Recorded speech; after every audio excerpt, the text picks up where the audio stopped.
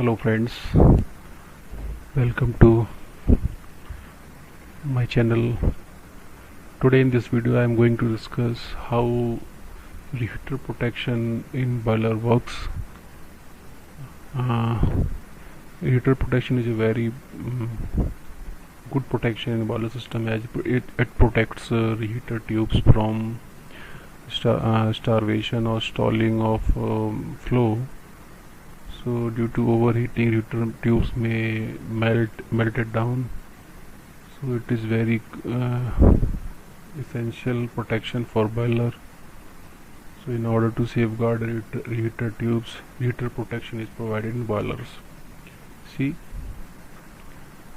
today I am discuss reheater protection. Okay, for that let me just draw some scheme. With that scheme I will to describe how reheater protection is needed or not, because before knowing any protection you have to just know the scheme and why it is provided.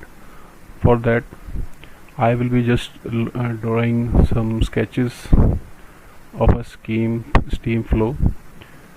I am taking an example of a boiler where 500 megawatt turbine is installed. Capacity is 500 megawatt, so that the reheater protections, reheater, stop boil, LP wipers, SP wipers are accordingly to that boiler. So it is a BHL boiler of 500 megawatt capacity. Okay, see, first I'm just drawing a normal circuit, how steam is flowing from superheated to condenser. Then okay, first see steam from superheater. These are superheated tubes. Okay, here steam is coming, that is main steam. Okay, then this main steam is bifurcated. Okay, here I will draw an HP turbine. This is an IP turbine and that one is an LP turbine. You will be wondering why I have taken HP turbine like this and IP and LP turbine like this. See, here pressure is very high and volume is low, and here pressure is considerably low compared to the inlet and volume is higher. So I am taking a higher cross sectional area so that it can compensate the volume. So always HP at any turbine is whenever you have to draw a turbine, the flow from take from HP high pressure to low pressure flow is always volume centric. So volume always increasing. So you have, whenever there is a provision of turbine, you have to draw like this. Okay, see, this is main steam. Now here at that point, see, it is coming to that point, that is first stage through stop balls. So let me draw, these are the stop ball 1 and this is a control valve 1. Okay, this is a normal circuit, one line, another line. In the same video, in the same scheme, you can see like this. Here is the same again. This is the control valve, this is the stop valve 2 and this is control valve 2. Okay, here you can see that main steam is coming from superheater tubes and it is coming from both ends to HP turbine inlet. Okay, here after expansion it is meeting after CRH, it is going to the reheaters. For that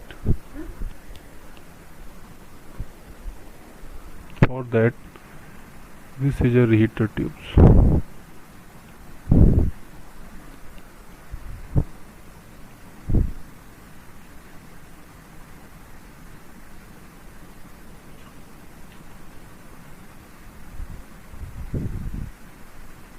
This is our reheater tubes.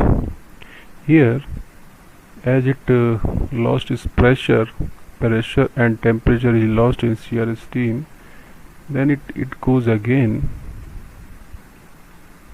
to boiler to gain the heat. Here pressure considerably remains same, but temperature is elevated. Temperature got increased. So this is called CRH steam, and after reheater it is called HRH, hot reheat. This is cold reheat. Okay, the hot reheat steam, CRH steam. Now this HRH steam will go again bifurcated, see here, and it will go like this to IP turbine inlet, and another line, see again, will go to like this. See, in the circuit there is like in a MS line there is a control valve 2 and stop valve 2. This is control valve 2 1 and stop valve 1. Okay, this is one line, this is two lines. So stop valve 1 and control valve 2. These are the IP turbine stop valve and control valves. Here there were HP turbine stop control valve. Okay. Okay, after that steam flow from that end, and finally it go to LP turbine and then to condenser. This is the condenser. See, this is a normal circuit. Well, I'm just considering a case. In case if happens like if this valve closes, see what will happen. This steam will not go from this direction. Okay, but there is always a chance if this will go and it will operate like normal. So there is nothing to worry about. So same case, if this closes, nothing to worry about. If this closes, nothing to worry about. If this closes, nothing to worry about. And this closes, nothing. But this should be one by one. See, if in case in the both stream, like this stream, this line and this line, if this valve closes, see this valve closes and this valve closes, what will happen? Both stop valves will close. There is no supply of steam. Okay, the excess pressure will generate it. For that, now what will happen? There will be no flow in CRH line. Okay, so heater maybe tubes may face starving. Okay, starving means getting excessive heat because there is no flow in there. So they will melt. Okay. So for that, what has to be provided? So see, I am just taking this. If this close or this close, or I may take like this valve closes and also this valve closes. Again, the same condition will occur. There is no flow in these lines. So either in both lines, see both lines, in this line and this line, any of the stop valve or control valve closes, like any of the like stop valve, control valve, stop valve, anything in both lines. If it happens, then the heater protection will not act.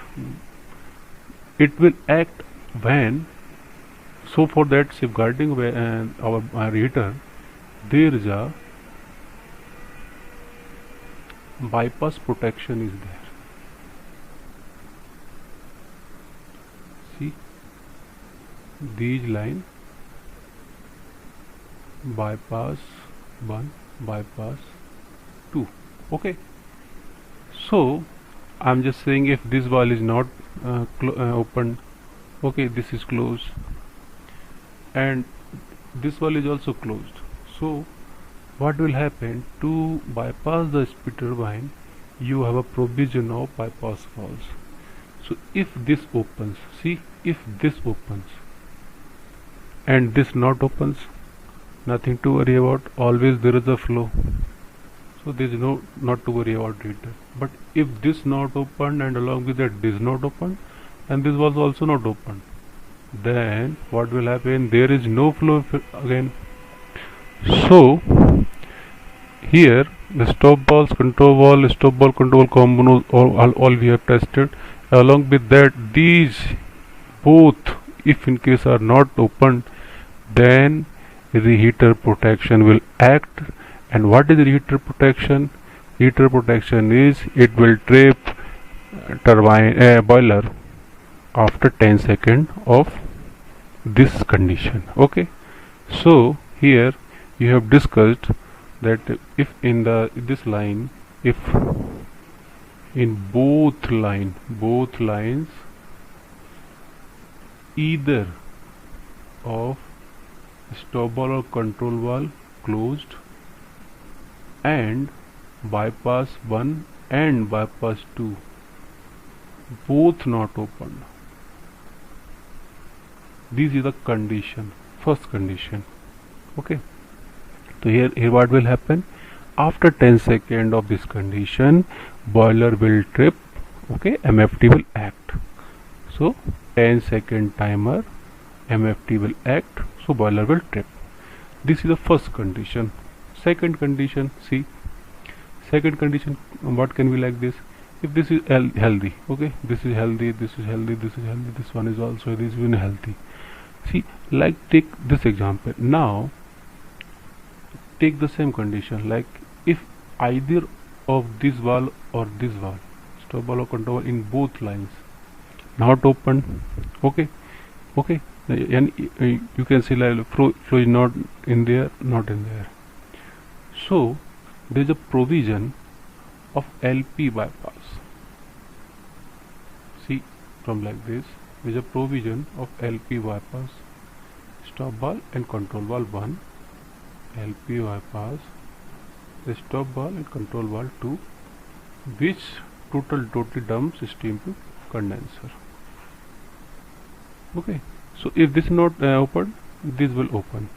If it is not open, okay, if the stop valve, control valve along with that this combination is not open, then what will happen? Then again heater protection will act.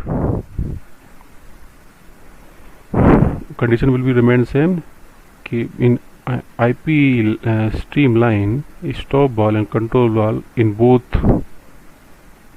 lines, okay, both lines में if they are not open and LP bypass, stop valve, control valve, okay, not open, if there is no path in there, like neither can flow in 1 or 2, then again heater protection will act, and at that condition after 10 seconds boiler will trip on MFT.